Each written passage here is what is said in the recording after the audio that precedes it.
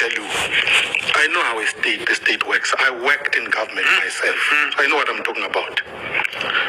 The president is client number one of our intelligence services. Absolutely. They report to the president. Yeah. The president is supposed to get briefings, intelligence briefings, every single day in the morning. Before he begins his activities, he's supposed to be told what is happening in the country. So there is absolutely nothing that Mkhwanazi knows that Cyril Ramaphosa does not know. Such an important point, actually. So this idea that there must be a commission of inquiry to investigate as if the president does not know what is happening is absolute nonsense.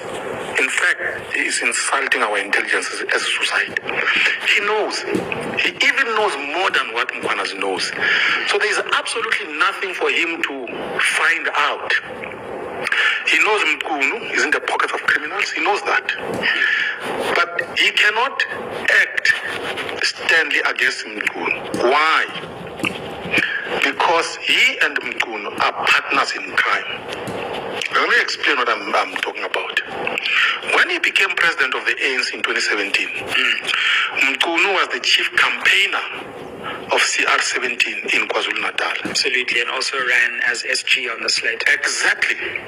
So all the dirty money that was collected by Cyril Ramaphosa from Bosasa and all manner of dirty money that he went to court to try and protect, the person who was handling that dirty money in KwaZulu-Natal was Mchunu. So Mchunu knows a lot about Cyril Ramaphosa's dirty money. Sure. That's why Cyril Ramaphosa will never deal with Mchunu seriously. So this whole thing, the way he has done it, they actually sat somewhere and say, how do we handle this thing in such a way that I don't injure you? And the deal is very clear to me. I can see it. The nation now knows they have seen what Mkhwanazi has said. They will never believe us when we say you have done nothing wrong. Yeah. So what do? We must get you to step aside in such a way that you keep your fed salary, you keep your chauffeur-driven vehicles, you don't buy fuel, you live in the same house, all the benefits must not be taken away from you. That's what he has done, this thing called leave of absence. At the same time, then he goes to appoint an ANC professor. It's an ANC professor, this chap. We know him. Now, this is what is going to happen.